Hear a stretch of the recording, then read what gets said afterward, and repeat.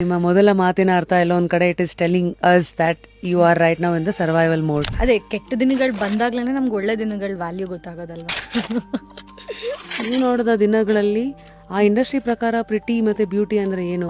Direct ಆಗಿ ಹೇಳಿದ್ರು ನೀನ್ ಹೀರೋಯಿನ್ ಮೆಟೀರಿಯಲ್ ತರ ಕಾಣಿಸ್ತಿಲ್ಲ. ಸೊ ನಂಗೆ ಭಯ ಅನ್ನೋದಿಲ್ಲ ಲೈಫಲ್ಲಿ. I don't get scared for anything R anybody. ಯಾರಿಗೂ ಹೆದರ್ಕೊಳ್ಳಲ್ಲ, ನಾನ್ ಯಾವ್ದಕ್ಕೂ ಹೆದರ್ಕೊಳ್ಳಲ್ಲ. ಸೊ ಇವತ್ತು ಫಾಸ್ಟ್ ಮೂವಿಂಗ್ ಟ್ರೀಟ್ಮೆಂಟ್ ಯಾವುದು ಜಯಶ್ರೀ? ದ ಗ್ಲಾಮ್ ರೂಮ್ ಅಲ್ಲಿ ಒಂದು ಸ್ಕಿನ್ ಲೈಟ್ನಿಂಗ್. ಇವತ್ತು ಜನ ಏನಂದ್ರೆ ನನ್ fair is something beautiful. That is ಅದು ಜನ ಇನ್ನೂ ಚೇಂಜ್ ಆಗಿಲ್ಲ ಇಂಡಿಯನ್ ಮೆಂಟಾಲಿಟಿ.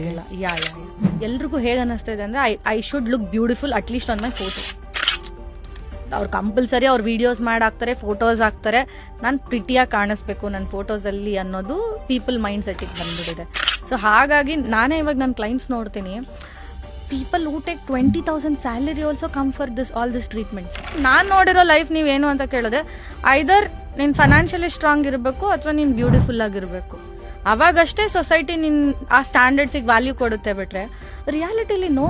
ನೀವು ಏನೇ ಹೇಳ್ಬೋದು, ಸಾವಿರ ಹ್ಯುಮ್ಯಾನಿಟಿಗೆ ವ್ಯಾಲ್ಯೂ ಕೊಡಿ, ಅದು ಕೊಡಿ, ಇದು ಕೊಡಿ, ಯಾರು ಕೊಡಲ್ಲ. So when it comes to IV usually ಯಾವ ಎಕ್ಸ್ಪೆಕ್ಟೇಷನ್ ಇಟ್ಕೊಂಡು ಸ್ಟಾರ್ಟ್ ಮಾಡಬೇಕು? ನಾನು ಆಕ್ಚುಲಿ ಎಲ್ರಿಗೂ ಹೇಳೋದೇನಂದ್ರೆ ಏನು ಎಕ್ಸ್ಪೆಕ್ಟೇಷನ್ಸ್ ಇಟ್ಕೋಬೇಕು. ಫುಲ್ ವಿಡಿಯೋನ ನೋಡಿ ಆನ್ ರ್ಯಾಪಿಡ್ ರಾಶ್ಮೀಸ್ ಯೂಟ್ಯೂಬ್ ಚಾನಲ್.